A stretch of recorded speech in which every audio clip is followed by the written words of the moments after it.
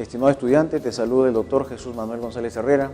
A través del siguiente video hablaremos del poder constituyente y su destino una vez aprobada la Constitución. La intención es conocer qué es el poder constituyente y cuál es su relación con la Constitución. El poder constituyente dentro de un Estado constitucional se fundamenta en dos principios básicos. Por un lado, el principio político-jurídico de la democracia y el principio jurídico de la supremacía constitucional. De acuerdo con el primero, corresponde al pueblo en cuanto titular de la soberanía el ejercicio del poder constituyente. Según el de la supremacía constitucional, se considera que a la Constitución, la ley suprema, es aquella que obliga tanto a los gobernantes como a los gobernados. Hoy día es pacíficamente aceptada la tesis de que el constituyente es un poder absoluto y total. En palabras del mismo Sieyès, el poder constituyente todo lo puede, no se encuentra de antemano sometido a ninguna constitución. Por ello, para ejercer su función, ha de verse libre de toda forma y de todo control, salvo los que él mismo pudiera adoptar. En otros términos, el poder constituyente es inicial, es autónomo, es ilimitado, es decir, se caracteriza por su libertad total. ¿Cuál es el destino del poder constituyente una vez aprobada la Constitución?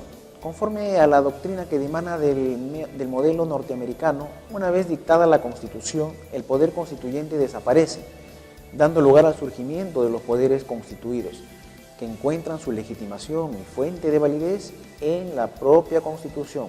Por ello, dentro de esa óptica, el poder constituyente no puede proyectarse más allá de sus funciones, asumiendo competencias que corresponden a los poderes constituidos, ni estos pueden tampoco, por su parte, usurpar las competencias que corresponden al poder constituyente de manera exclusiva. ¿Cuáles son las modalidades del poder constituyente? Tenemos al poder constituyente originario y al poder constituyente derivado. ¿En qué consiste el poder constituyente originario o fundacional? Este aparece cuando surge un Estado o la vida jurídica, o bien cuando se rompe el orden constitucional por un hecho ilegítimo respecto del ordenamiento jurídico, por ejemplo, un golpe de Estado o una revolución. En tales hipótesis, al no existir ningún ordenamiento jurídico vigente, surge el poder constituyente fundacional o originario. Su ejercicio pasa a manos del gobierno de facto y posteriormente a la convención o asamblea constituyente que se elija para redactar el nuevo texto constitucional. ¿Qué consiste entonces el poder constituyente derivado? Cuando el poder constituyente originario se consolida jurídicamente y se somete a los límites que él mismo establece en la Constitución para su ejercicio, se transforma en poder constituyente derivado.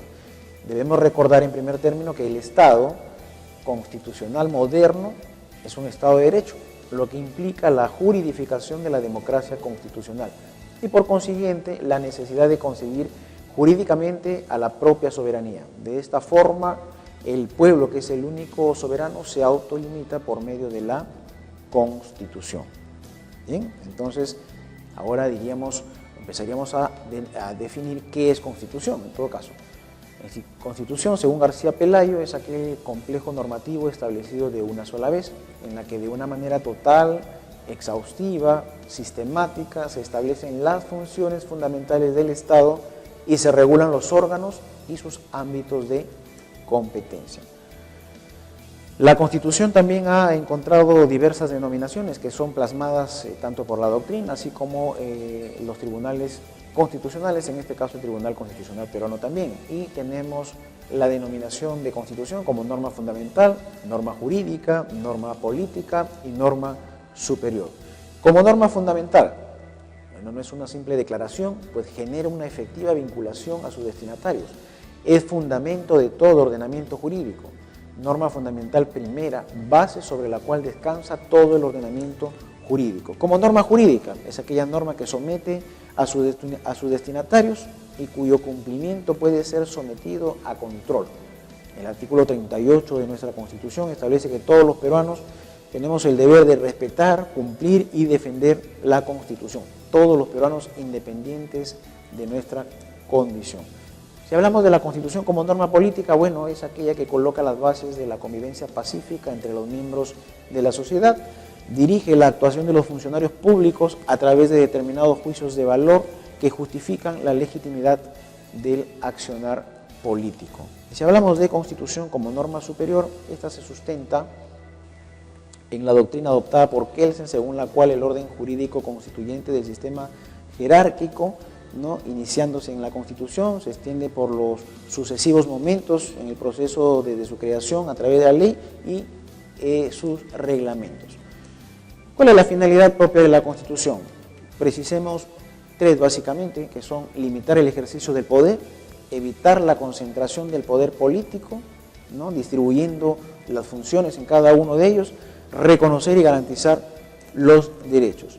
Esta Constitución también cuenta con una estructura, que es la siguiente, que es el preámbulo, la parte orgánica, la parte dogmática, la reforma y el apéndice. Estimado estudiante, espero que estas nociones básicas sobre el poder constituyente y su vinculación con la constitución política ayuden a comprender cómo funcionan y cuál es el destino de este una vez aprobada la Constitución. Por tal motivo agradezco tu interés en la asignatura. Me despido, nos vemos en la próxima sesión.